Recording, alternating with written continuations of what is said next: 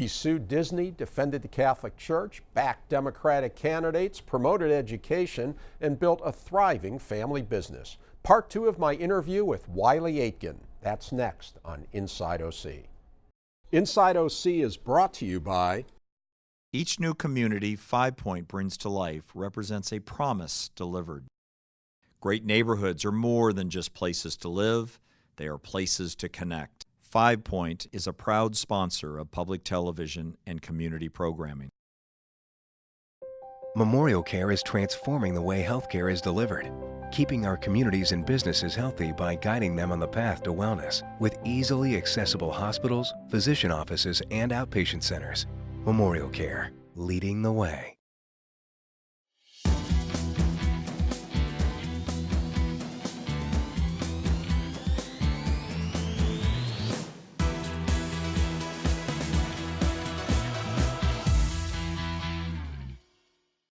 Hi, I'm Rick Reiff. I recently interviewed Wylie Aitken, a celebrated trial lawyer and influential Orange County Democrat. He talked about his modest upbringing, events that shaped his life, and inroads being made by his party in GOP-dominated OC. You can watch that show on YouTube. Now, here's more with Aitken. He discusses a couple of his big cases, his support of education, and running a family business. He also talks about what's wrong with politics, including the shabby way he says fellow Democrats treated his candidate, former OC Congresswoman Loretta Sanchez, in last year's Senate race. Loretta ran against Kamala Harris for U.S. Senate. You've backed Loretta throughout her career, and she's won many times, one for Congress. She got her clock cleaned against Kamala Harris, and the party really seemed to pile on her. And so talk about that, and talk about the influence of the Bay Area and how Southern Californians, just get lost in the shuffle. Well, it's part the Bay Area, but it's probably more correctly the, quote, establishment. The problem I have seen with the Democratic Party is that we used to be the party that was open to everything and new ideas and new candidates, and we were very careful not to start screening people and building up litmus tests. At the presidential level, we saw a Democratic National Committee that's supposed to be open to all candidates working for Hillary and trying to discourage and work against Bernie Sanders. Now, doesn't matter what you think about Hillary Clinton, doesn't matter what you think about Bernie Sanders. The reality is it was totally inappropriate for the, quote, establishment. Just for the record, were you supporting Hillary or Bernie?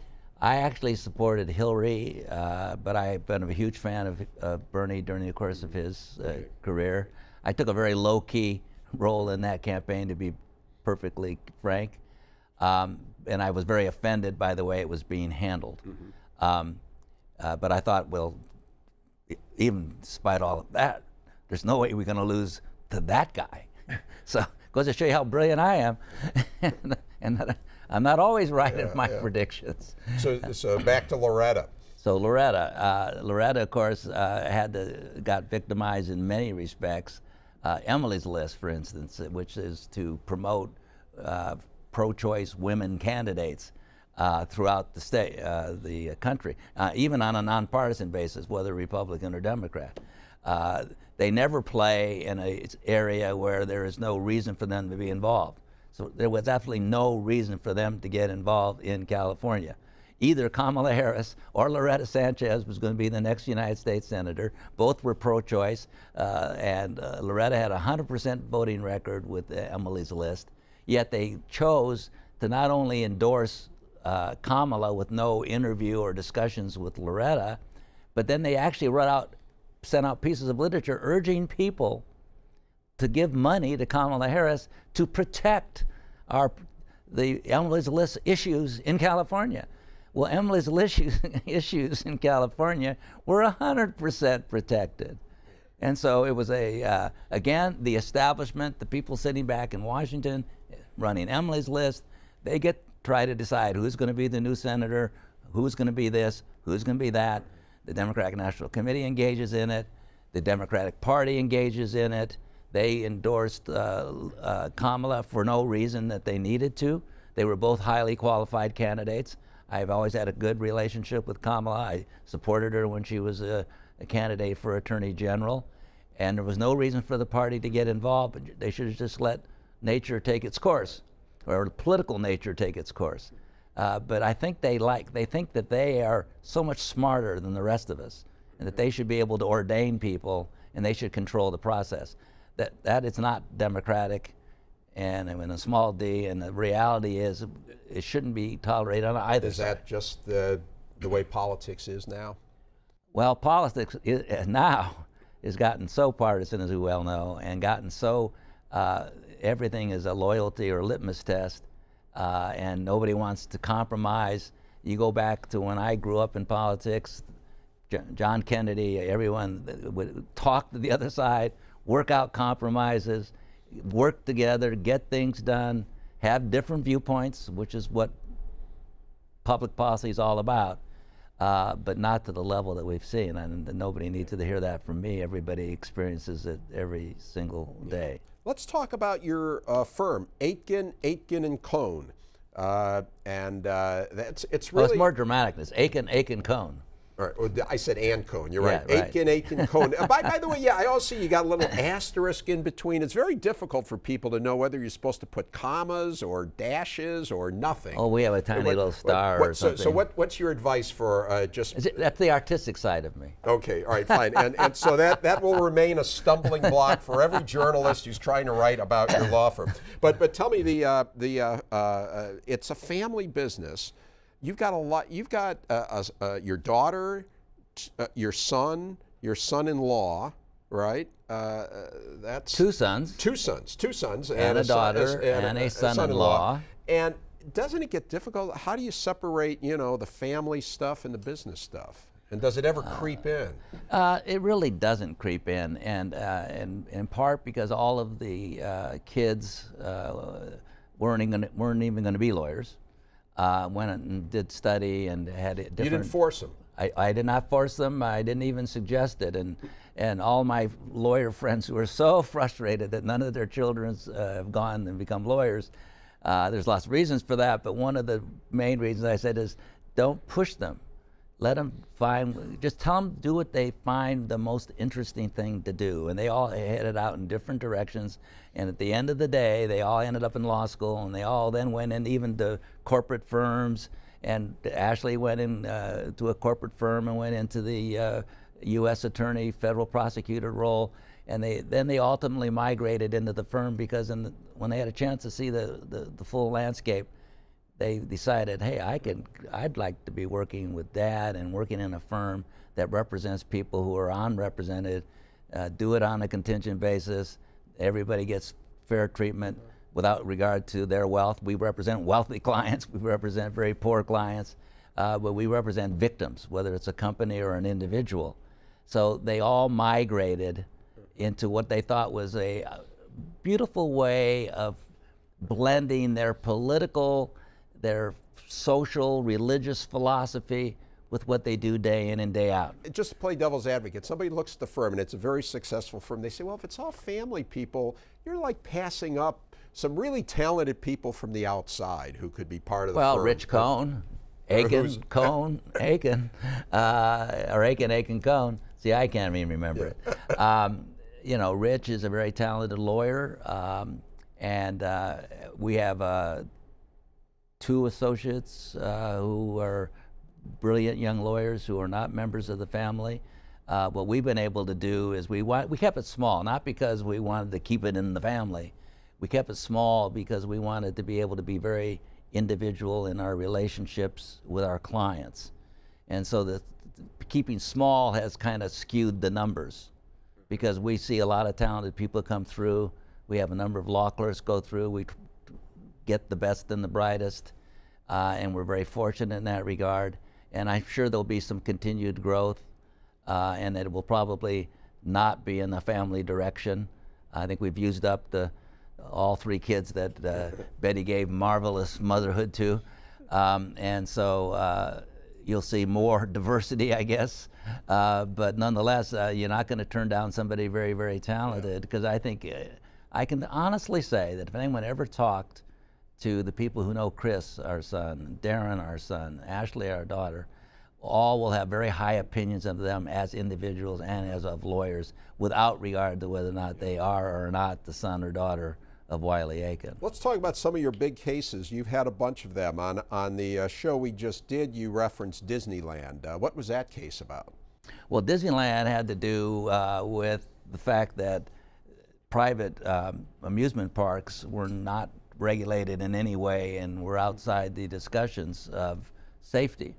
And of course, a very serious tragedy occurred on the Columbia, and which destroyed a family's life, killed the father, badly maimed the mother in front of their 5-year-old child on Christmas Eve at the happiest place on earth.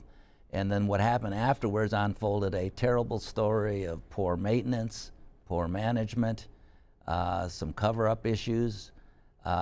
You may recall, and this was all in the newspaper, that when the incident happened, they sealed the area off, cleaned it up, and then reopened the ride so that within an hour or two, no one knew that anything had even happened. And when the police arrived to investigate, they were taken to corporate headquarters, spent 4 hours talking to the leadership at Disneyland, and then went to the scene, which of course had been totally altered. And when the chief of police was challenged about this, he made the comment that he found that in many of his many years in law enforcement, going immediately to the scene of the crime was rarely productive. That was an amazing quote that got him in just a little bit of trouble, as you can imagine. So what happens with what we do as lawyers is not only did we impact that case and the practices that were going on within Disneyland, which all my family loved, so yeah. I was not the most popular guy in the family at the time I'm taking on Disneyland. But the reality is that we found out that we were able to change the law, and that the law then put private amusement parks under regulation under OSHA with immediate investigations, safety concerns, safety rules, safety regulations, and safety follow-ups. And then what happened is another tragic incident happened just a few years later at the Big Thunder Mountain. As opposed to what happened in the Columbia incident, I got a phone call and was invited to go into the ride, into the tunnel where the incident occurred. It had been sealed off by the state to do their independent investigation, and I walked into that tunnel the same time the attorney for Disneyland walked in, the same time their expert walked in, same time my expert walked in, and we all walked in together to examine what the evidence was and what the facts were. That never would have happened but for a major change in state law. You represented the Catholic Church in those in that terrible tragedy with the priest, the whole cleric abuse the scandal. Cleric abuse scandals, and you worked with the Diocese of Orange. Talk about that. I did. As I already indicated at one point during our conversations, I was raised by a very, very Catholic mom, Mrs. O'Leary Aitken. And so when this happened, I got a call from the bishop, Bishop Brown. They were going to want to look into the whole problem. I was already getting phone calls to actually represent some of the victims. I felt uncomfortable doing that. I thought they absolutely deserved the best possible representation they could get. I felt somewhat conflicted with my church versus the victims, and it turns out when I talked with the bishop, I found and felt that I could do more to help resolve the problem rather than be engaged as in an advocacy role on behalf of one or more of the victims. So we formed a team of myself, Mark Robinson, and Justice Jack Trotter to review all of the cases, and concluded these cases were very serious, very substantive, created tremendous problems for the church. We had great leadership for which Bishop should be forever, Bishop Brown, be honored as a hero, in that he broke from all the other bishops and decided that what his first duty and responsibility, which was what I advocated to him, was to his own diocesan, his own parishes, the people that he represented. and that it was not in their best interest to continue with litigation, spending lots of money, losing lots of money, and making it a precarious situation for the diocese. They did pay quite a bit, right? They did. How much do you recall? My recollection is around $90 million or so, and I also work with the church to help much of that responsibility be transferred over to the insurance companies that insured the church, so that at least there was a major contribution there. Plus, we put it behind us. The bishop decided to sell Marywood and to basically consolidate, and it was, I thought, a brilliant move and a strong leadership role. So you feel good about the role you played in this? I felt very good. I think I felt more comfortable that I was able to make a difference, because in the process of being objective about these cases and saying how substantive they were and how tragic they were, and what I could tell the bishop as to how much money a jury was likely to award to all of these victims, I said, we should go and take care of these victims and see they're taken care of, and that is going to be, that money that's going to go to these deserving victims is going to be far better for the church than to try to wage a battle they were almost certainly going to lose in any event. What was it like to be on that side of the table? Were you dealing with your fellow trial lawyers? I was dealing with all my fellow trial lawyers, and I thought it actually helped me, because I think I had credibility with them, and I knew them, and I knew that I could rely on their candor, and they were very open in providing the evidence they had and looking at the files, and Justice Trotter was reviewing files. And so it really put us in a situation where we could really, I think, be more effective in helping these victims by representing the church than we could by representing them as claimants. Okay, you have, in a long discussion we've been having, you've made a very eloquent argument for the importance of what you do and the law.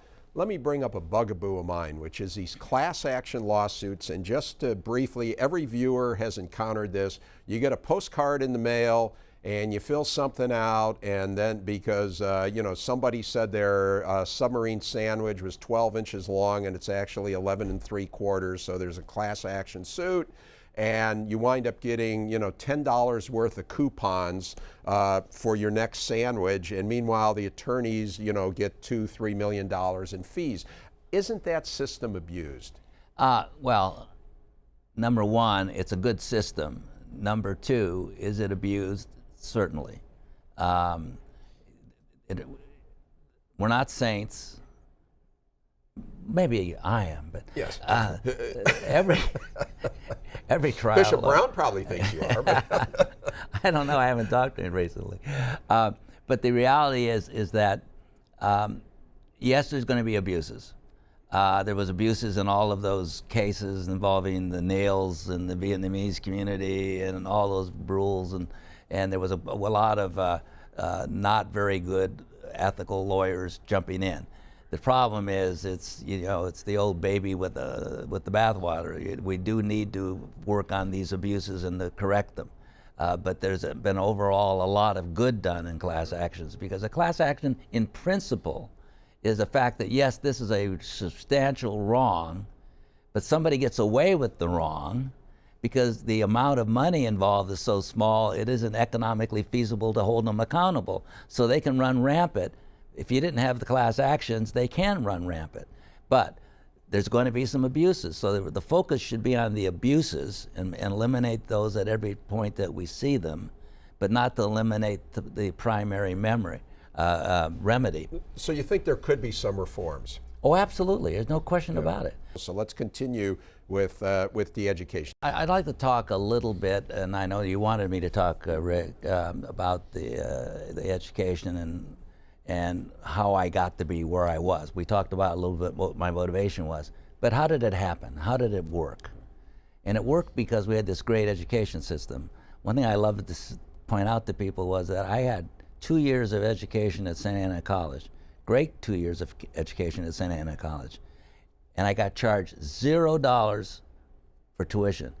So I had 2 years, 4 semesters of college education, $0 tuition. Then I transferred to Cal State Fullerton.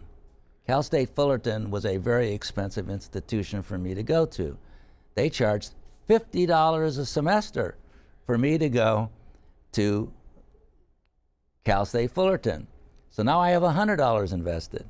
And then I'm fortunate enough to get a scholarship to Marquette University after 3 years of college, so I got to save a year of education cost. And I come out of Marquette University with a scholarship, still had to have, bread and food and shelter and all of that. So I had an entire amount of $100 invested in tuition for 6 years of education. That model obviously is gone.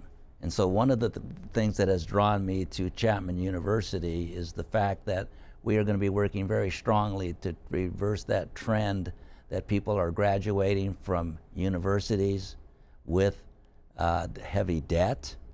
I went to Chapman originally because of the law school through a professor who came out of, or a dean that came out of Mississippi. That's an interesting story in and of itself.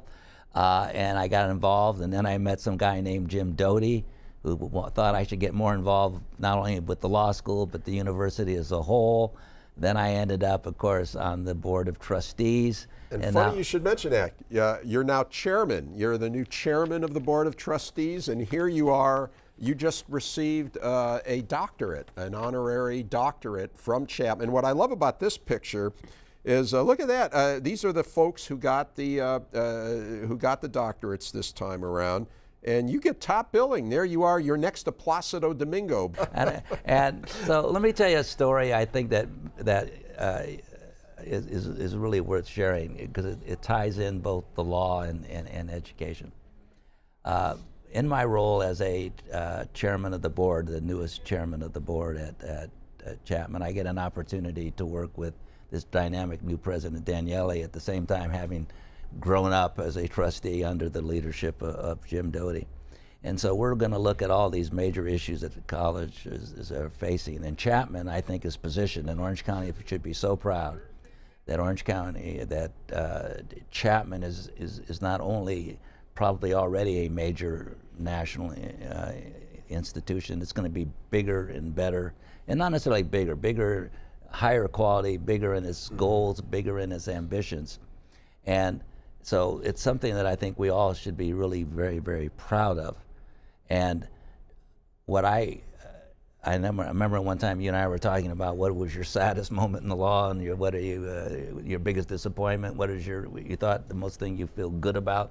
And of course we had a chance to talk a little bit about Disneyland and about some of the other cases that I handled. But I'll tell you the one that moves me the most is, and it was featured in the Register just this weekend. A young boy named Marty O'Connor graduated from Chapman University and got his master's degree. Marty is an outstanding young man who was totally paralyzed when he fell down some steps. And we had the honor of representing Marty and his family, and were able, through our case that we handled, to get substantial resources for Marty that will see that he has the support and help he needs as a person who is permanently paralyzed for the remainder of his lifetime. But Marty, being one of those special people, he decided he wanted to get his master's degree. And to enable him to do that, we took him in at Chapman. I wrote a letter on his behalf as his lawyer, and what a special case he was. So he got into the master's program in business, and to be able to help him do that, his mother attended every single class with him. And just this last weekend, he got his master's degree at Chapman, and they gave a special master's degree to his mother, who attended every class, helped him through every decision that had to be made, and worked with him in partnership with her son. Now, it's the greatest, warmest story you can think of. It reflects well on Chapman, reflects well on the legal system that allowed him to have the resources, reflects well on Marty O'Connor himself and what a special person he is, reflects incredibly, fantastically on his mother.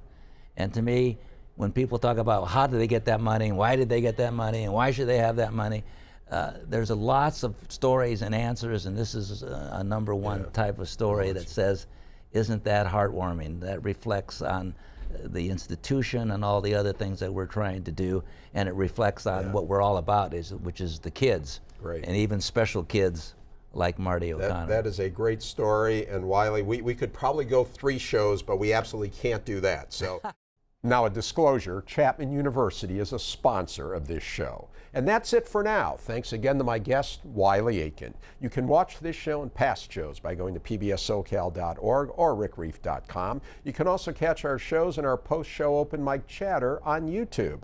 And follow us on Facebook, Twitter, and Instagram. Thanks for watching. We'll see you again on Inside OC.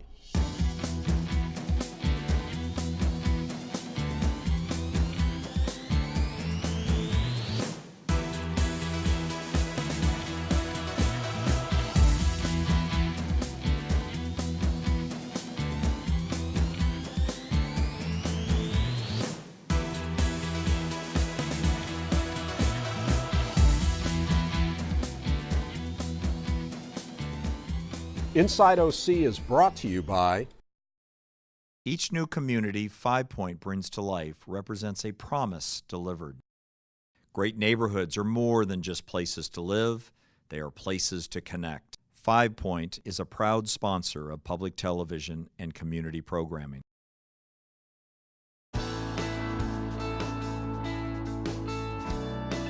Chapman University is a proud sponsor of Inside OC and community programming.